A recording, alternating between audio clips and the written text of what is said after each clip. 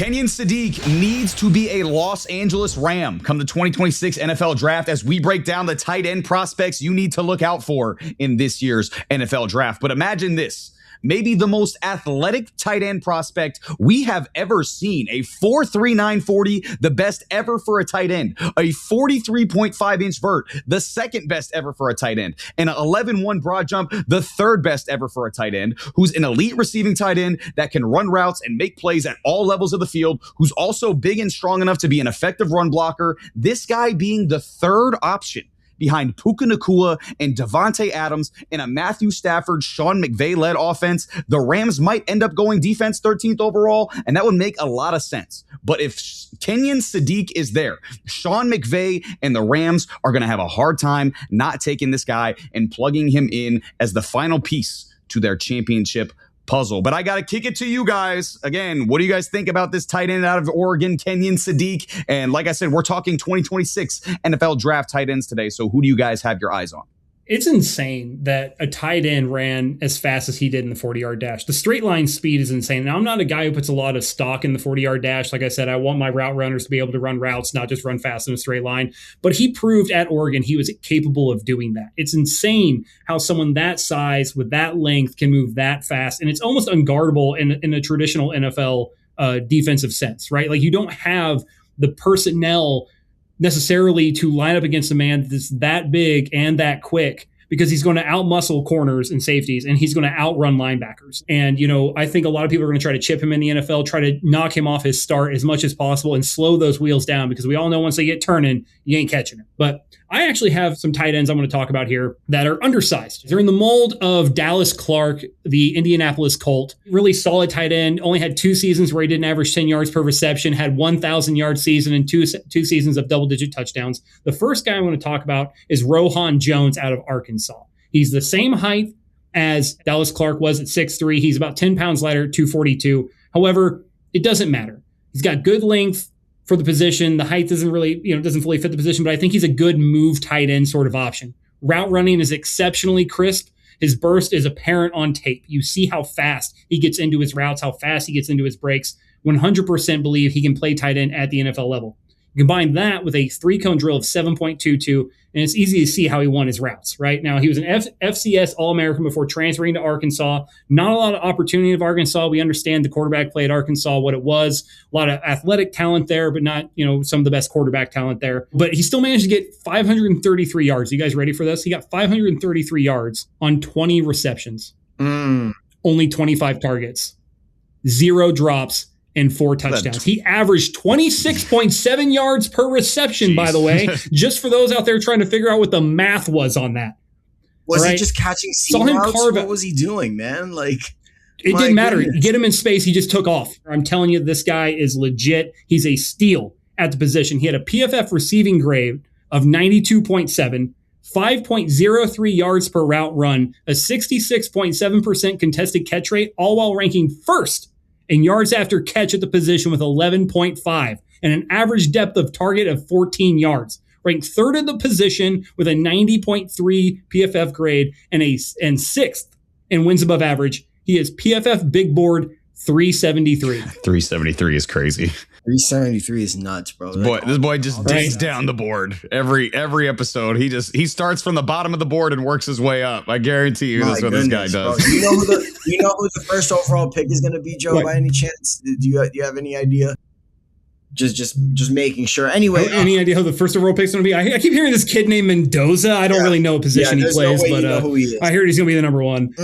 Anyway, I had a tight end planned. This entire week I had him planned, and then Matt shoots up a DM and says, if you guys covered Eli Stowers, here's some news. And of course, he's being evaluated as a receiver. To me, that doesn't surprise me because I watched his film for an entire week, but then I had to pivot last second. I had to literally cram about 2 hours worth of footage down my brain in order to get this right. Sam Roush, Stanford, step up to the plate, please. 6'6", 267 pounds. That's a big boy right there, Matt. He's got 49 receptions, 545 yards, and 2 touchdowns. Pretty nice statistics, especially when you played at a school like Stanford. No disrespect to Stanford. It's just been a very long time Stanford since the taking Andrew Luck days. strays. Anyway, they're smart. His combine numbers, let me tell you, were a revelation, and I almost made this guy my tight end 3. That's how good he was. But there are some limitations that I'm going to get to that kind of limit him, that makes him a day 2, possibly day 3 pick. I mentioned his combine. Here are some of his numbers. He had a 38.5-inch vert. That's the best vert of any tight end over 265 pounds. He had a 10'6" broad jump. Both those things that I just mentioned, the 96th percentile. He had an athleticism score of 87, which ranked him 3rd amongst tight ends. And then he had a 3-cone, which was a 7.08 that compares to Sam Laporta and is faster than Kyle Pitts. This is a 6'6", 267-pound freak that is doing these numbers. He's an exceptional blocker, and he's holds his ground against pass protection. He's really good. He's really damn good. Problems. Of course, I'm not a negative person for the most part, but I do have to mention this man's negatives. Sam Roush has drop problems. He needs to work on his hands. Okay, he does. His route breaking is not that good. Right? It's not good enough, at least at the NFL level. And his ball tracking is a bit inconsistent. QB passer ratings when he was targeted, 74.3. So not very good.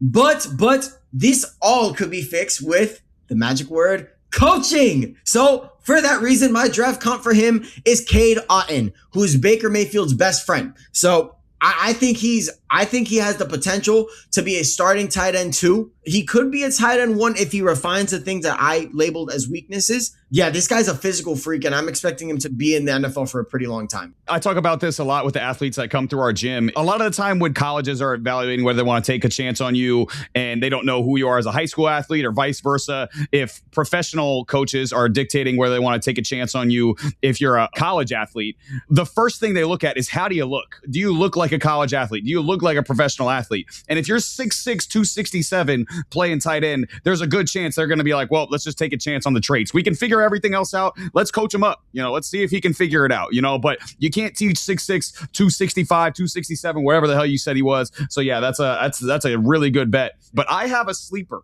ladies and gentlemen. It's not a pick or 373 sleeper. PFF big board 784 selection like Joe normally has. But this guy could be like a 4th, 5th round pick somewhere in that range. And in my opinion, he's got an argument for tight end 3 in this class as well. And it's Joe Royer, the tight end out of Cincinnati. He's got good size at 6'5", 250, good speed as well at 4.65, 40. And he looks faster than that on tape. He made some very explosive plays, was very, very good after the catch, and can make guys miss with the ball in his hands as well. I think if you're looking for a true receiving threat tight end in the middle rounds, Royer is the guy that you should go get. He's got really good hands, high football IQ. He sits down in the soft spot of the zones as well when it's zone coverage, and when it's man coverage, he has the ability, really solid route runner, to beat man coverage, and he's got a nice little wiggle. You see him with his eyes as well. He'll use his eyes to kind of fake out defenders, and he'll use his hips to fake out defenders as well. I was most impressed with his intermediate routes and his ability to create separation 10 to 20 yards down the field. He'll be able to make some chunk plays and make tough contested catches as well. However, he's not a great run blocker. Okay, there's still some refinement that needs to happen in his game overall, but I think Royer could be a damn good tight end in a year or two, and some team in the 3rd to 5th round of the draft, anywhere in that range,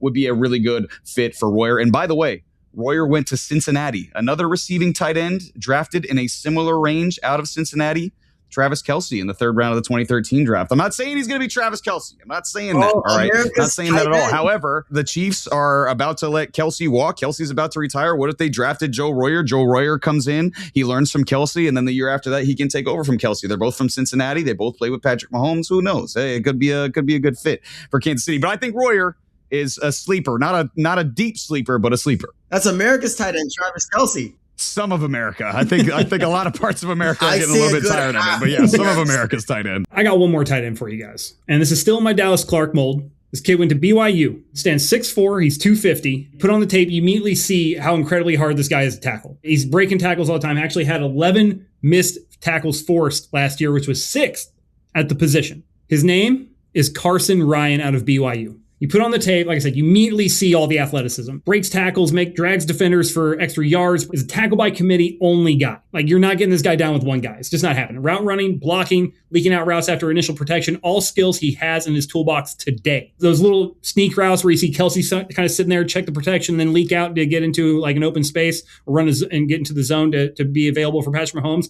Carson Ryan does that in spades. He had an 82.6 receiving grade, ran 2.04 yards per route run, and a 75.3 run blocking grade, which means he's not just a receiving tight end. He can also block exceptionally well. Has enough burst to just run away from linebackers and defensive linemen, and corners and safeties are too small to take him down. He just runs right through them.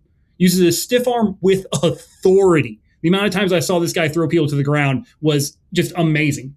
Catches away from his body really well, uses his hands, doesn't let a lot of stuff get into his chest. If it's in his area code, he's going to catch it. Speed and athleticism take it to the house. And if you don't believe me, here's some numbers for you. Amon-Ra St. Brown, 3-cone, was 6.90. His 20-yard shuttle was 4.26. Carson Ryan ran a 4.28 second shuttle time and a 3-cone of 6.99 at 6'4", 250. 40 times only a 4.6. But his short area quickness is going to make him feast at the NFL level because he can run crisp routes that linebackers just can't keep up with, and corners and safeties are too small to contend with. This guy is the real deal. He finished 7th at the position per PFF with an 82.6 grade and was 1st in wins above average per PFF. Where do you think he is on the big board, Matt? Plus or minus 300? What do you think? Plus, he's over 300. He's over 300. He's over 300. He's at 303. Oh, wow. Barry. PFF big board 303. I don't trust him, Joe. You want to know why? He's got 2 first names. BYU? You can't trust him. 2 first names. Carson Ryan. It doesn't work. Carson Ryan. Just like Paul George. You can't trust Paul George in the playoffs. You can't trust Carson Ryan when it counts. You got 2 first names. It doesn't work like that. This has been Between the Uprights. Football is life. The rest is just details.